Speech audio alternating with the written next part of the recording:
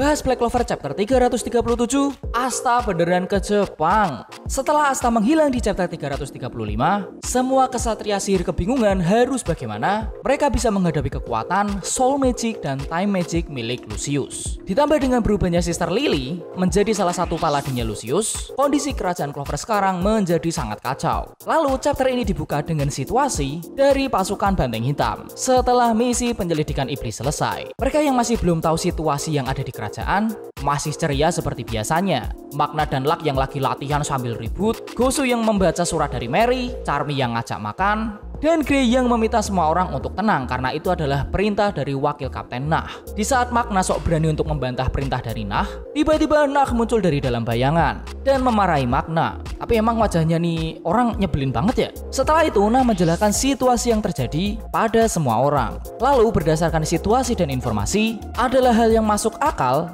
jika menganggap Asta tewas. Semua orang tercengang mendengar kabar itu. Tapi tentu semuanya juga tidak percaya. Tapi di sini Nah justru mengatakan hal yang sangat menarik. Bagaimanapun kenyataannya, aku tak akan menganggap dia sudah tewas. Dan pendapatku ini berlaku selama jasadnya tidak kita temukan. Magna lalu menjawab, untuk pertama kalinya aku sependapat denganmu wakil kapten.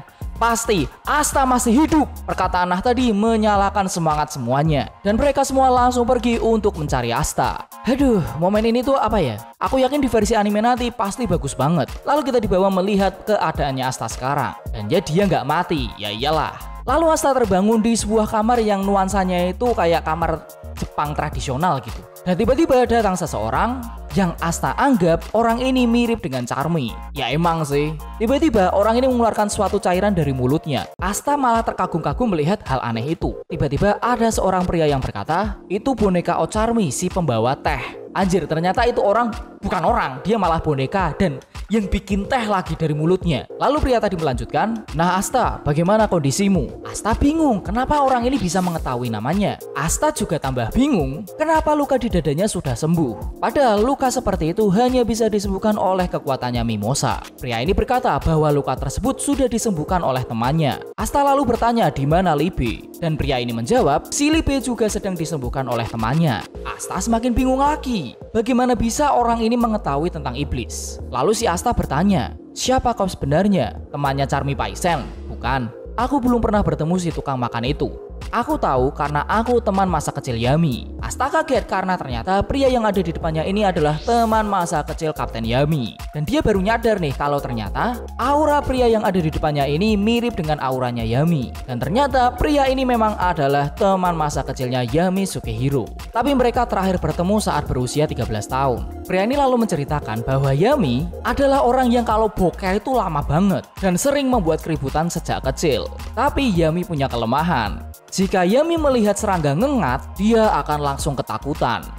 Ini kelemahan yang aneh untuk seorang Yami Sukehiro ya. Di saat mereka ngobrol, salah satu teman dari pria ini entah kenapa terlihat kesal gitu wajahnya. Asta tersadar di saat mereka keenakan ngobrol. Dan dia lupa kalau dia harus segera kembali ke kerajaan Clover. Pria ini memahami Asta.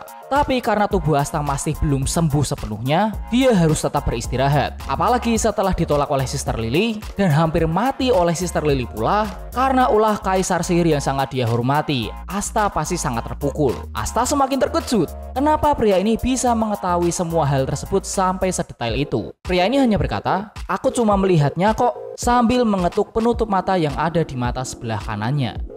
Aku jadi penasaran nih, gimana caranya si pria ini bisa mengetahui ceritanya Asta? Apakah ada rahasia di balik mata kanannya itu? Makanya dia mengetuk penutup matanya? Kira-kira kekuatan seperti apa? Kemampuan melihat masa lalu? Atau kemampuan melihat ingatan seseorang? Atau mungkin kekuatan yang lain? Pria ini lalu menambahkan, dari apa yang dilihatnya, Asta tak akan bisa menang meskipun dia bisa kembali sekarang. Dan Asta juga tidak bisa kembali jika hanya menggunakan kekuatannya sendiri. Asta tidak paham apa yang dikatakan pria ini. Tiba-tiba orang yang wajahnya kesal ini tadi berjalan melewati Asta dan langsung membuka jendela. Asta lalu melihat pemandangan yang jauh berbeda dengan kerajaan Clover. Pria ini lalu berkata, ini adalah negeri matahari, sebuah negeri yang letaknya sangat jauh dari kerajaan Clover. Namaku Ryudo Ryuya dan aku adalah shogun negeri ini.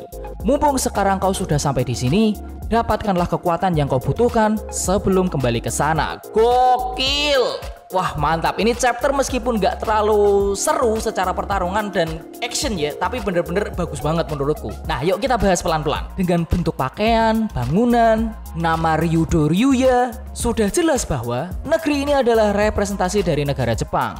Ya setidaknya Jepang zaman dulu. Ditambah Ryudo menyebutkan bahwa ini adalah negeri matahari, yang mana negeri matahari adalah julukan untuk negara Jepang. Dan berdasarkan apa yang dikatakan oleh Ryuya, negeri matahari ini menurutku bukan berada di dimensi yang berbeda dengan kerajaan Clover dan kerajaan lainnya. Negeri matahari adalah negeri yang letaknya sangat jauh dari kerajaan Clover. Jadi menurutku ini cuma masalah jarak gitu. Selama ini kita hanya ditunjukkan peta dunia sihir yang seperti ini, yang terdiri dari kerajaan Spade, Clover, Heart, dan Diamond. Berdasarkan perkataan Ryudo Ryuya tadi, berarti kemungkinan peta ini itu tidak lengkap. Dan menurutku berdasarkan kisah masa lalunya Yami, ketika dia masih kecil dia memancing menggunakan kapal kecil di lautan. Kapalnya karam dan dia terdampar di pantai kerajaan Clover. Karena kerajaan Clover itu ada di bagian selatan peta ini, bisa jadi negeri matahari ini itu ada berada jauh di bawah atau di selatan kerajaan Clover. Nah, terus aku kepikiran kekuatan apa yang akan dipelajari Asta di negeri matahari. Mengingat Yami dan negeri Jepang ini, kemungkinan besar mereka menggunakan katana sebagai senjata dan aura yang disebut ki. Jadi kemungkinan sistem kekuatannya itu berbeda dengan sihir yang ada di dunia sihir. Apakah Asta akan mempelajari katana dan aura ki ini lebih mendalam? Karena mengingat sepertinya menurutku aja nih ya, negeri matahari ini itu kekuatannya beda dengan kerajaan Clover atau kerajaan sihir lainnya. Jadi kayak nggak menggunakan sihir gitu. Atau mungkin kalau ada kekuatan ya beda aja sihirnya. Yang kepikiran olehku adalah negeri matahari ini merepresentasikan Jepang zaman dulu. Dan zaman dulu di Jepang identik banget dengan samurai. Aku jadi terlintas mungkin nggak ya kalau Asta itu mempelajari sesuatu yang berhubungan dengan samurai gitu. Tapi aku juga kepikiran hal yang lain. Dan ini bener-bener teori ngasalku banget. Hal yang identik dengan Jepang zaman dulu selain samurai adalah ninja. Menurutku keren banget kalau misalnya Asta mempelajari jurus ninja gitu. Atau setidaknya yang berhubungan dengan ninja lah. Dimana Asta yang orangnya berisik banget harus mempelajari ninja yang melakukan serangannya itu secara diam-diam. Kan bertolak belakang banget tapi kayaknya menarik gitu. Jadi kayak semacam assassin lah. Menurut kalian gimana? Kalau Asta bisa menggunakan jurus ninja, sihir, dan iblis. Wah, kalau menurutku pribadi itu keren banget ya. Nah, itu adalah pembahasan Black Clover chapter 337 dariku. Silahkan komentar di bawah teori tanggapan kalian. Bye.